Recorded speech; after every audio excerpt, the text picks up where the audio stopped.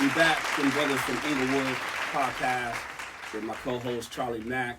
We got DH, Derek Huey in the studio once again.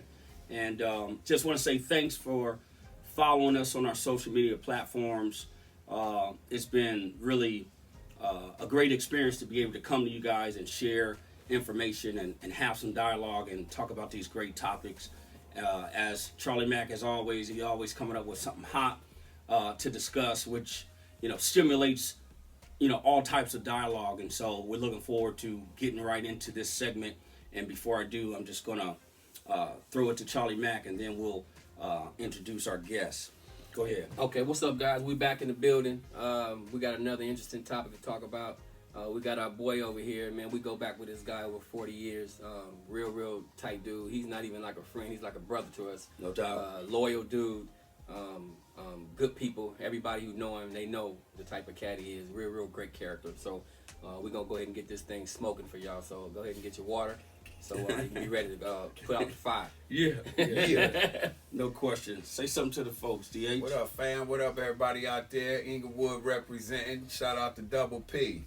No Yes, question. sir. Yes, sir. We had DH in the studio just a few days ago, and I know we covered a lot of information about his prowess and the things that he accomplished, as a basketball player. And we just kind of want to really throw some things at you pertaining to today's players and today's game. Hopefully some young people will be viewing this and follow along and take some vital information that we're going to share through personal experience, as well as just, being able to observe guys that were older than we were when we were coming along. I think, the topic that, we can really introduce and talk or elaborate a little bit more on is the transition from past eras to the current era in basketball, and you can chime in as well as what you see.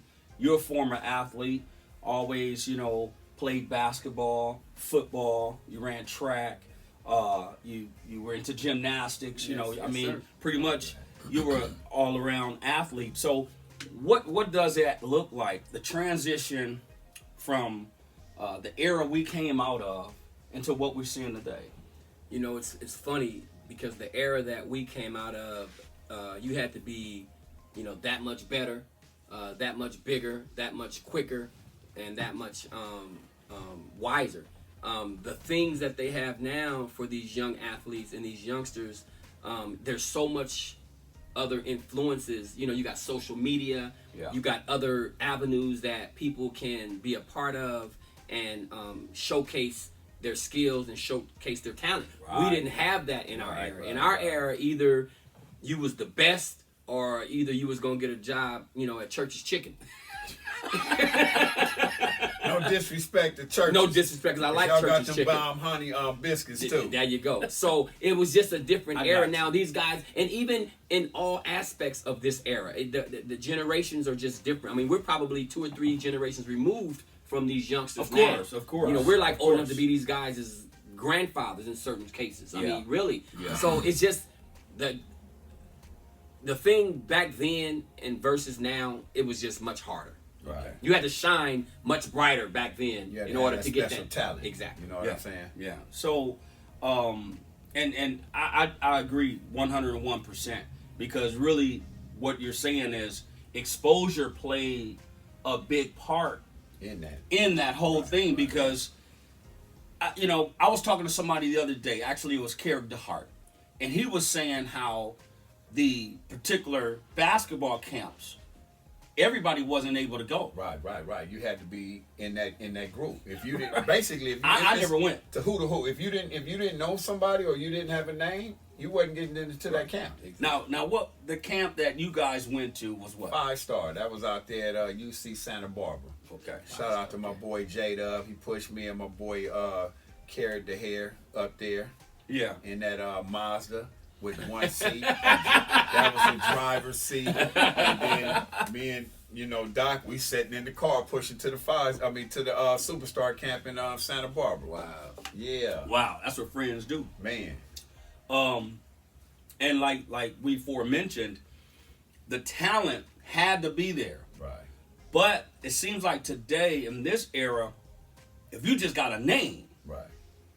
you got the red carpet rolled out for you. Even if you got a handle, or if you just cross over somebody and make somebody fall, you get a name in. But then you don't finish that move. So I mean, you know, Right. So social media plays a lot. Plays a big role. 99% of that. Oh man. I mean, you have to understand that it's so bad now to where you have what they call movie stars and social media stars. You guys you have people on YouTube that are stars, right? But it's on YouTube. They may not even be on the big screen, silver screen, or whatever, but they're stars in their own right because they have that they have that following and they have that other avenue, which is something that we didn't have in the 80s and in the 90s. We didn't have it. Yeah. And now it's so applicable and it's so easy for somebody to say, okay, we're going to put together a video and we're going to put it on YouTube and we're going to send it around to wherever and let it circulate. Only thing it takes is for one of the coaches or somebody to see it, and you're off to the races. I got you. Because, I mean, if we, are being honest, they had reels back when we were playing. Reel to reel. It was reel to reel. It was, it was no DVDs and things of that nature. So when I look at the game when we were coming up and developing in, as opposed to what it is now, I think a lot of people frown on the game. It's more entertaining now, more so than a team sport, and we, following these teams to see their success. Right. Now it's almost like you got individual superstars on teams, and they're getting all the exposure. Everything. And it's like, okay, well, what about the team? It doesn't matter until you either miss the playoffs or you make it to the playoffs or don't win it.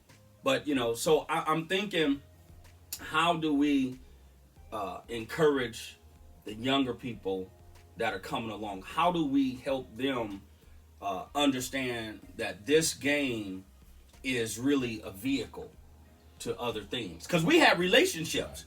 We had camaraderie. You know what I mean? We would pal around with one another even though we were from different schools. Yeah. You don't even see that anymore. No.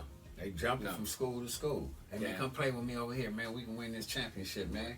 Yeah. I mean, back in the day, it was neighborhood schools. Whatever neighborhood you grew up in, that's the neighborhood schools you went to. That's where you went. You wasn't transferring over here to over there. That wasn't even thought of. Right. Like, for real? No, I'm not going over there. I'm staying at my school.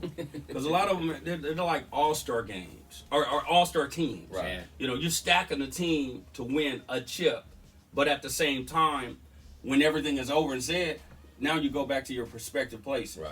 I'm going to go back. I'm going to graduate with my school because, those are my homies, but I went to this school just to win a championship. That so, ain't real. yeah, so I'm thinking in terms of we need to bridge the gap some kind of way, even if it's our own kids, to say, well, you know what?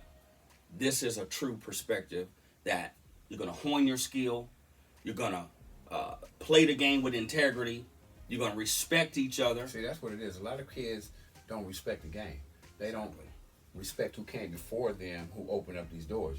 It's just like Charley said earlier. It's all about follows and likes. I mean, you gotta respect the game first. Yeah, but that's the whole issue with the younger generation, the millennials. They don't understand the word respect. They don't understand that somebody opened that door before you, and that's the reason why you're able to walk through that door. Right. They don't get it. It's like you said, it's all about likes, and I got these many followers, and I'm doing this on social media, and I'm doing that on social media, and that's what it's all about. It's not the way it was when we was in that era. I mean, like you were saying, man, and back in those days, man, it was more of a family. Right. We had a camaraderie. Right. I mean, we would, we didn't have all this fancy stuff that they have now, man. So we would have to, back then you had to have a personality. Right. Yeah. You had to. Right now you don't even have to have a personality. Yeah. You can hide behind social media and just do whatever. That's what most of them do. Now, when we look at the different players that have evolved from, of course, people call us old fogey. The game isn't like it used to be. You guys were this way. We play a different game. Okay, I get that. The game is supposed to evolve and get better. But at the same time, is it about individual, records, and is it about the next deal and sponsorship? It's all of the above. Well, yeah, you have to understand, man, that, listen, when we, in our era, you couldn't get rich overnight. No. In nothing. It was steps. Right now, you could be a nobody, and let's just say you hit. Okay, perfect example. You had the Asian boy that played for New York. What was his name? Jeremy Lin. This guy was an overnight sensation. He did Linsanity. He played a couple of good games, and they was owning. Yeah, they were. Have you heard of him now? G League. You see what I'm saying? Right. It's about that quick, spontaneous recognition, and it's short-lived. Yeah. It's just short-lived. It's all about that quick hit. And he rode the insanity for however it lasted. And he like you say, he's in the G League now. He rode. You know what I mean? If you mention his name right now, in the last year, people are like, who was that? Right. Yeah. But 5 or 6 years ago, people were like, oh yeah, I remember that guy. Come on, man. I look at guys from our era, and no, we didn't have the social media platform and all that. Word of mouth. But there were guys that were known for not just what they did on the court or on the gridiron or on the baseball diamond. Man, these guys had names, nicknames. Yeah. Right. Bird. Right. The Black Cat. Yeah. You had Iceman Gerber. Right. Yeah. You can take our era from the early 60s all the way up until the beginning of the 90s. Yeah. And these guys were known for their nickname and something special that they did out there. Yeah. Yeah. But overall, I think these guys had charisma. Yeah. These players today have no, like you said, They no have no personalities. personalities. No. They don't have, it's almost like it's all about that one thing. Right. I got to get the money. I got to get the scholarship. I got to get the sponsorship. And it's not like it was when we were coming along, where these guys were known, Right. had a signature move. Just like yourself, you had a signature move. You were known for being cat quick, fast. You had hands, and then you were an athlete. You had multiple skills that allowed you to flourish in those particular sports. Yeah. So to me, it's like they gave us a nickname. Right. We earned that. Right. We did. These dudes are out here just Looking for it. calling themselves certain things. Yeah. Yeah. Because if the truth be told, and Kobe, rest in peace, great player. He did a lot for the game, great ambassador for the game. But let's be honest, dude didn't have no personality. No. None. But he killed, and he brought a dimension to work ethic that a lot of people, equated to what? Our era. Yeah. Working hard. And I think, young people that are viewing this, you have to understand that you should have a level of discipline and pride. They talked about self-pride when we were coming up, like it was like the thing to be. It was. You had to have self-pride about everything that you did. Yeah. Or it was going to be rough coming back to the neighborhood. I mean, Get your ghetto pass revoked. Right. and you ain't getting picked up. Yeah. When you come back to Rogers, or if we go on to Queens, Right. or Center Park, you're not getting picked up. The Darby Park League. Same Right. thing at Century Park. We go over the hill. Them cats is like, nah, man, I got my squad. Yeah. Right. Yeah. I got mine. And you know what's so funny? I got mine. It's so funny that you guys say that, because if you think about the era now, they don't even do that. Remember how we used to go looking for They don't even play pickup. We would go, like you said, from neighborhood to neighborhood. To gym Pick, to gym, look, city to city. Football. We coming with our 5. Right. Y'all got y'all 5 over there in the avenues. We bringing our 5 up there. Right.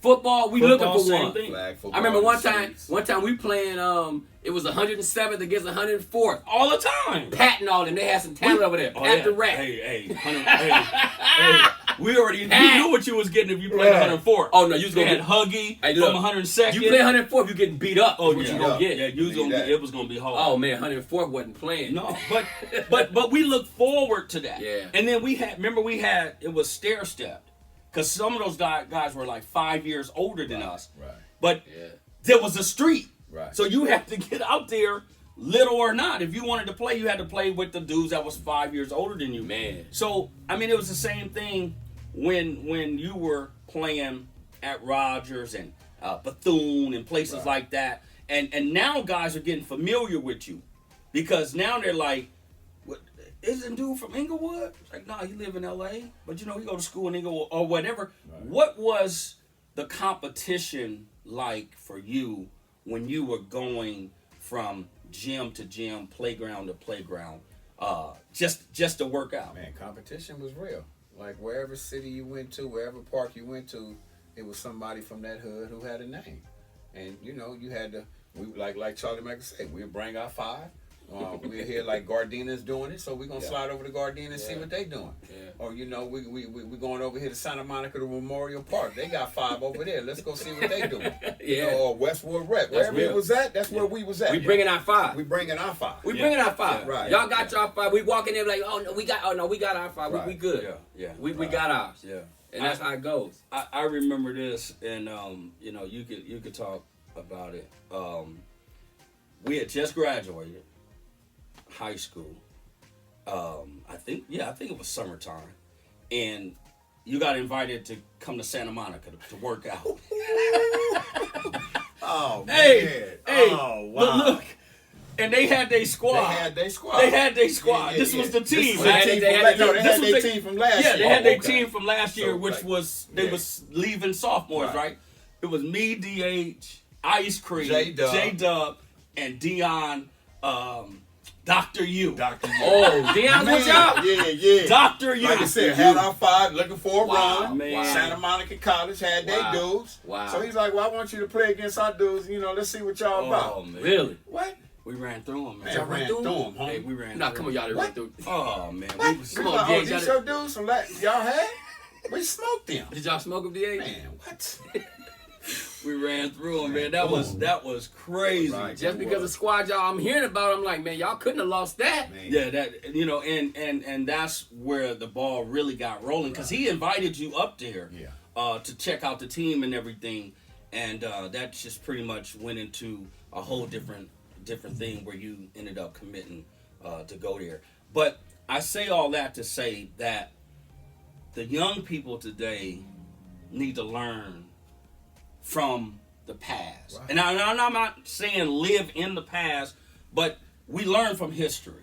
And I think people need to sit down with experienced men and women to understand that there is, like we talked about, it's a pecking order. Right. It's a pecking order. We got to respect those that came before us. You know what I mean? And so, the blessed thing about this situation is that we can share these experiences and compare them, not in a negative, but compare them to what we're seeing today. Now, the last thing I'm going to ask, and then, I'll give it to Charley Mack. When we see professional sports today, whether it's baseball, swimming, golf, why has it evolved into just about money? When those players, and I get it, the economies have exploded, things are different, but why did they back then, in our era and before us, play for the love? Because why did they play for the love? I'm going to tell you why, because you have to understand something. It goes back to what I was saying. They didn't have, it's a different era. Right. From the 1900s to the 1950s to the present. You have to understand there's different eras and different generations. Back then, that's all they had was the love. They didn't have all these sponsors coming in saying, we're going to give you this, give you that, and give you this. And another thing, too, you have to understand, back then, white America wasn't sponsoring black people like that. At all.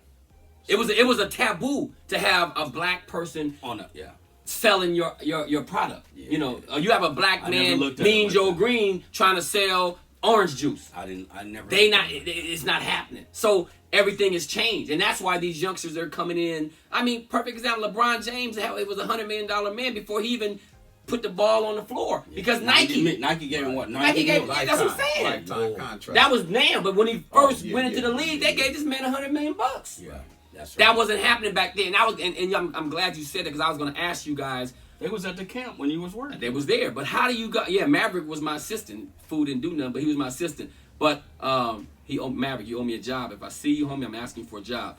But I'm serious. But listen, I was going to ask you guys, how do you guys think the George Gervins, the Pearl Washingtons, the Dr. J's, how do you guys think they feel about them not making any money back then in terms of their salaries, and now these guys are signing for $20 and $50 and $100 million, and those guys back then was probably making $140,000 a year with no endorsements. Right. Do you think they got a little bitterness towards them? They're not gonna tell you, but yeah, they bitter. Yeah, they gotta be. Bitter. But in their own right, I think they should be. Because those guys, like you guys said, those guys played for the love. For the love. They didn't play for the money because they wasn't getting the money. Them guys was making $100,000 a year. Some of them was probably making $30,000 a year.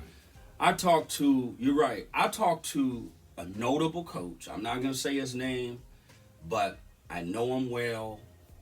Very solid person.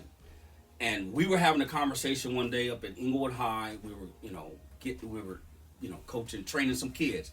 But the bottom line is he won at that NBA level, and he achieved a lot of stuff. I asked him, I said, well, what's the difference between the players today and the players in your era? And he immediately said, oh, it's all about fame, fortune. Yeah. What you can do for me. Yeah. And he said, exactly. He said the players are selfish. And he said that his generation they feel disrespected. They should be. By the day. They by should. today's game. They feel disrespected because they didn't get near the salaries. Now. Exactly. Right. And he said, honestly, a lot of these guys can't even play. Man, come on, He man. said I was gonna say, man, you got bums coming out of college, man, getting $30 million. And they throw the word potential around like it's a ball. Oh, he got potential. Got a guy just left Maryland this past year, a 6-man, went number 4 in the draft. He didn't even average double-double. Oh, you mean the guy from Florida State? Yeah, that went number 4 in the pick because automatic millionaire. He got potential. Automatic millionaire. Yeah. Multi-million-dollar deal because he was a lotto pick. So if I got a big man that I'm working out, I'm telling that big man, give me 10 and 10. 10 points, 10 rebounds, man. You can double what he getting. Yeah. Yeah. If they just paying for 4 and 4. Yeah. But that's what it is. Right. Yeah. That's what it is. Well, and it's so funny because it happens on every level. Every level. It's so funny. I was looking at this thing. This happened a couple of years ago where I'm gonna flip the script a little bit. Where I think it was the rapper Soulja Boy. He was going at it with Ice-T on social media, and I was saying to myself, like, this little young kid don't even understand that, and Ice-T don't get enough credit. No, he was this dude was a pioneer. Yes, that's what he was. He one of the pioneers of the hip hop game. Right. And he a humble dude. He's a humble dude. He don't get enough credit for really what don't. People don't understand, man. I followed this dude from the Uncle Jam dance. People don't know that. The people out there that's my age, all that Uncle Jam stuff, Ice-T was a part of that. He was the first. People don't know that he was one of the first. Watch Law and Order. That's who Ice-T is. Yeah, he was one of the first 220. hip hop artists to do a music soundtrack. He did Colors. Right. He did Breaking. Right. Yeah. He was one of the first guys that he don't get enough credit, man. He But really what I'm doesn't. saying is, I say that to say that these young kids these days, they don't have the respect that they man. should for the people who open the doors for them. For them. Whether it be That's basketball, football, baseball, swimming, rappers. whatever. I mean, there's a lot of guys, man, that had to take the brunt of for these guys, and they don't even respect that. Right. Run DMC, those guys are hip hop pioneers who open the door for a lot of stuff that's going on now. Yeah. But these guys, these young guys, they just are so disrespectful, man. Yeah. Some of them I just can't even watch because they just disrespectful. Right. I think, and you both are right, because if you're talking about really succeeding at your craft, right, or working at your craft, it takes me back to your industry, acting, right, and how when we looking at older generation, Right. men, they could really act. Yeah. I mean, they were actually studying, preparing. They had the reading talent, roles, everything. and then they were willing to compete for the roles. Yeah, yeah. Right. Now it's like, oh, I know the casting agent. Well- let me go over here and. Well, no, it's not only that, Cam. It's like we were saying, it's about you got 2 million followers on Instagram. You ain't even gotta act because the way that the studios are looking They at it is like following that 2 they're million. they looking at it like this. Selling. Oh, that's 2 million tickets. Yeah. If we put this guy in the movie, that's 2 million tickets. And there was a couple of actors, known actors, I ain't gonna mention their name, but they spoke out against that, saying that, I mean, like, really, man? I'm a studied guy. I went to Juilliard, I did this, I did that, and I can't get the job. Now you go pull a guy out of the dirty South or out of wherever, and a rapper who has never studied the craft and give him a job? That's he what got they 2 do. million Because he got, followers. he got 20 million followers on Right. Instagram. Right. They don't care no more. It's all came down to the mighty dollar. And that's the same thing in athleticism. They don't care about really how good this guy is. They care about how popular he is, and he's gonna get people to come to the arena. Right. That's it. You can be a mediocre player, man, and these Yeah. guys are going to the league. Well, we see them. Yeah, you see him every You see them every day. You see mediocre Listen, guys man, every we day. can name 5 guys right now from our era that we could have said could have been in professional sports. Of course. Now, these days, I mean, come on, man, it was just much harder back then. Right. Yeah, yeah. I was thinking about Marlon Vaughn was killer. Man, It's good. Marlon Vaughn was killer. Yeah. had Shout out heart- to Marlon Vaughn. Young, Man. young Smooth. Young Smooth is Hey, look, building. man, Smooth was man. Hey, I hated to see him coming. Man, every Smooth. time we played Inglewood, Woo! they put Marlon on me or Stacey. You had to guard Anderson. Marlon? He guarded me too. That And was- and he that's a just tough job he right followed there. me everywhere. Man. You know, but that was a part of it. Right. Because we wanted to compete. Right. We didn't back down. We knew what this guy was going to bring to the table, and we were up for it. Just like our senior year when you didn't play. We was like, they let the air out of the bag. Right. DH ain't playing, it ain't the same. It ain't no fun. It ain't no fun because Right. we already knew what you and Brian were going to bring to the table, and we were like, this ain't the same. Right. You know what I mean? It's almost like we you know, we're going to win on a moral victory, so to speak. But the thing about it is we looked forward to competition. Man. I think We that's embraced it. yeah, I think that's really this topic of transitioning from one era to the next is learning how to, or embracing competition. Yeah. Our era loved the game. They love what the game can do for you in this era now. You Right. see what I'm saying? That's Yeah. the difference. Right. That's all. It's just, Right. you know, and you can't really knock No. the guys. No. You know, like I don't knock. Perfect example, dude. This is a perfect example. I'm in Chipotle one day. This is a couple of years ago, and guess who walks in? Damon Wayans Jr. Yeah. But listen, I coached Damon Wayans and Michael Wayans when they was at the Michael Jordan camp. Mhm. I'm looking, we start talking, oh, hey, what's up, coach? Blah, blah, blah, blah, blah. Well, check it out. This guy, I was coaching this guy 5 or 6 years prior. Now you look up, this guy's a movie star. Well, I don't want to call him a movie star, but He was in the industry. because of his father, Yeah. the doors get open, and this guy is in the, you know what I'm saying? Right. Yeah. And that's how it's come. I can't knock him Right. Yeah. for having a famous father just say, man, let me open the door for you Yeah. and they all do it. Yeah. Denzel's daughter was in his last movie. Eddie Murphy's daughter's in Coming to America 2. You can't knock them. No, of You know, course not. I mean, Ice Cube's son is doing great. Yeah, Right. He's you know, he's fantastic, by yeah. the way. Right. But you guys He's don't. fantastic. But you guys don't understand. If someone opened the door for me, I'm gonna go ahead and get it done. That's what you No do. one's opening the Right. door for me though. Right. So it's the same thing with you guys in athleticism. If somebody says, "Okay, man, come give me a tryout," you're gonna go in there and you're gonna do work, Right. Yeah. and you're gonna get on the roster.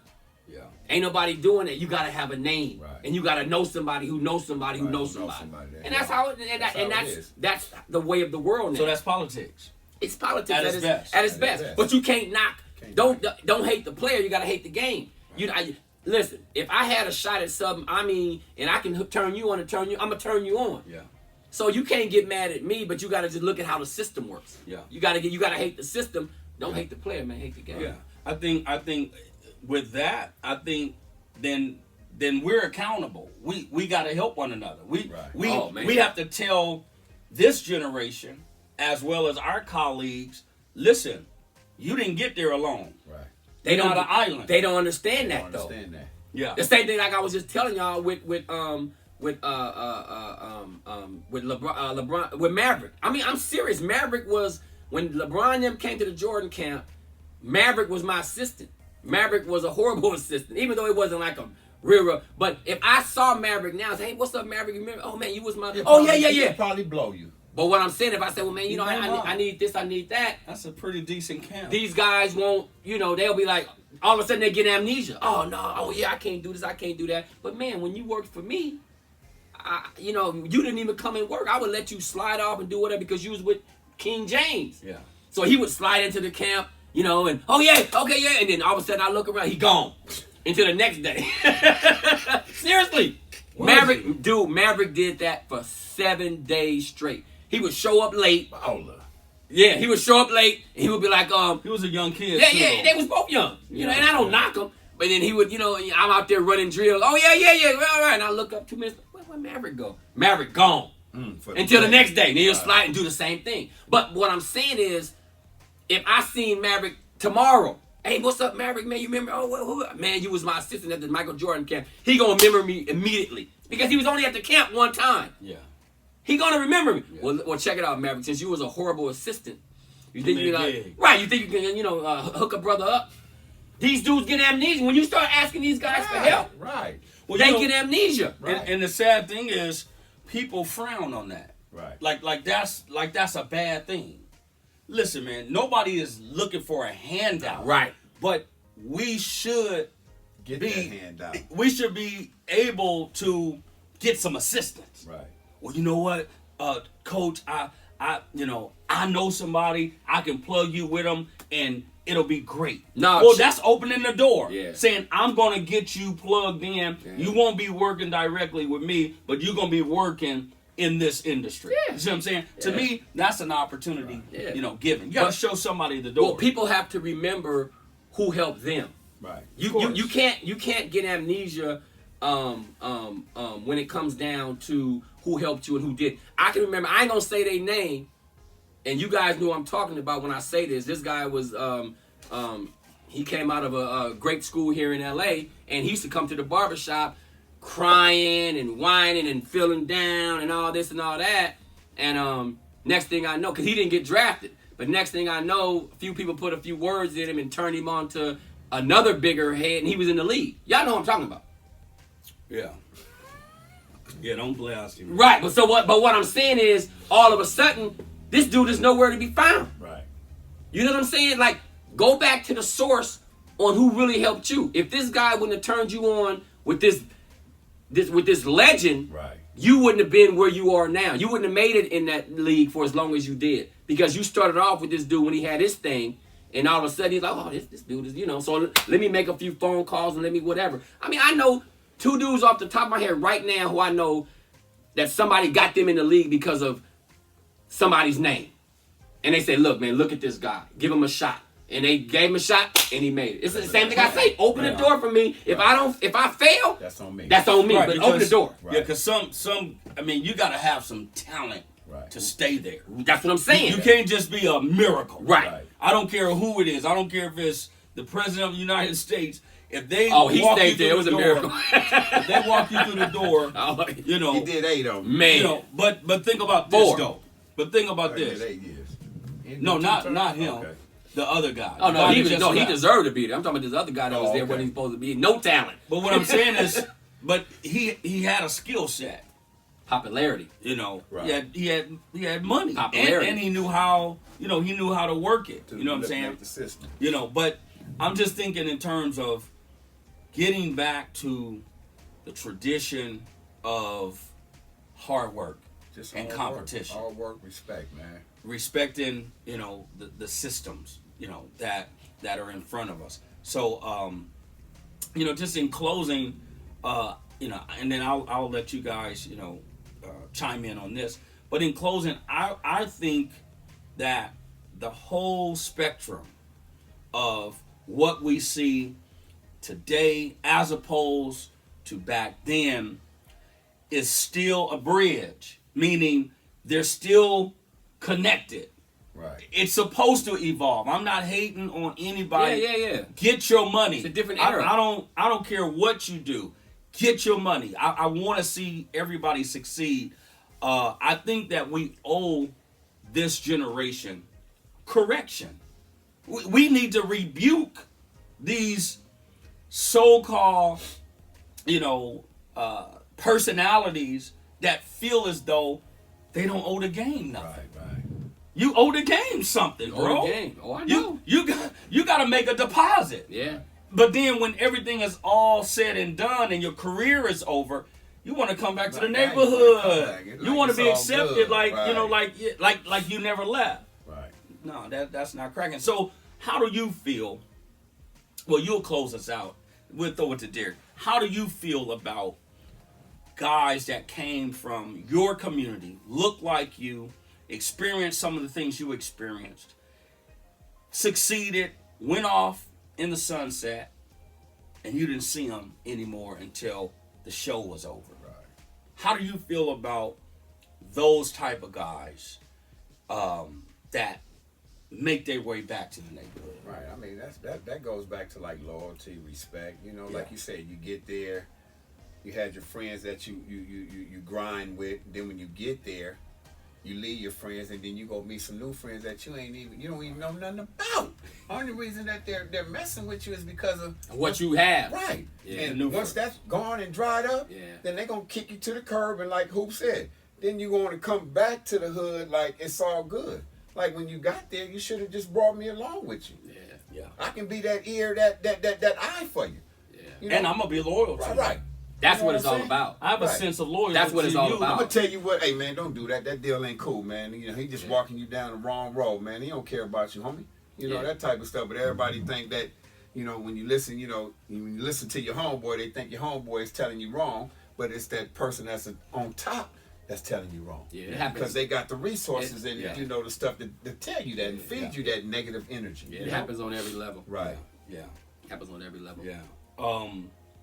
Lastly, before I give it to you, Charlie Mack, Pepe, Sean Newman. Man. Sean Newman. Mac, you know Sean Newman. Come on, 6'5", PG with them uppers. He had the uppers. Now you talking about a nigga that could have went to the league? Like if he was in this era right now? Oh my goodness. I know who Pepe is. Oh my goodness. He had so much game. I just really wanted, because I know how close you guys were, and I'm just gonna give you a short synopsis. We played Samo. They would be in our summer league, but they played this particular year in ¡84. They actually won our summer league. Yeah. They won it. They beat us in the championship by one. Right. I think I know where you're going. With that, but I'm gonna let you finish it. Hey, Carlton Hook wasn't there. He was in DC playing summer league or whatever. However, they were so stacked, bro. They had JD Green, Ice Cream, Character Heart, Old Mama, Billy Rock, and Pepe. Man, Pepe went to work. Never shot a jumper, dog. All to the rack. All Dunks. All dunks, man. He opened us up, man. He opened us up. Man. So I want to shout out to Sean Pepe, Newman man. Sr., because his son is a good player. But Sean Newman, man, that dude was man, Pepe, man. He didn't talk a lot either. He never. He didn't talk a lot. He didn't only talk trash. When you talk to him. Exactly. You remember?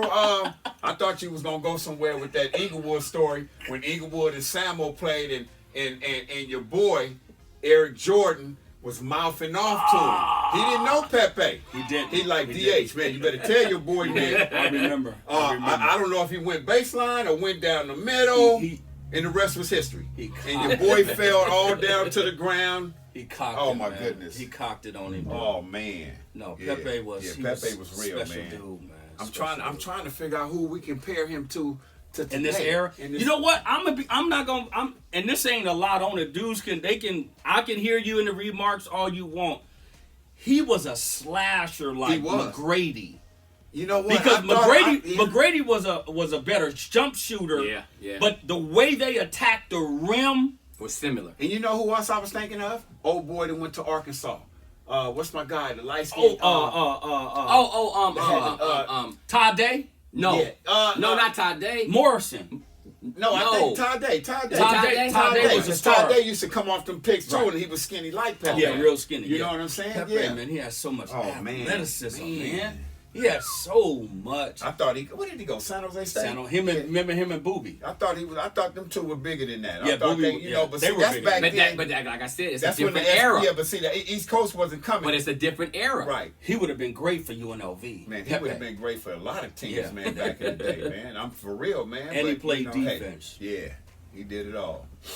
Well, I'm gonna let you, close it out, Charlie Mack, and it's been great, just having DH in the studio. Well, thank you guys for tuning in. I hope you guys had your seatbelts on tight. Hope we wasn't going too fast, hitting too many bumps in the road. But thanks for tuning in, and we're gonna see you guys on another episode. Them brothers from Inglewood, and I wanted to say, good looking out, DH, for coming to be our special guest. Y'all having me. And we're gonna probably have the guy back again. Like I said, this guy's like a brother to us. So peace and love, guys. Peace.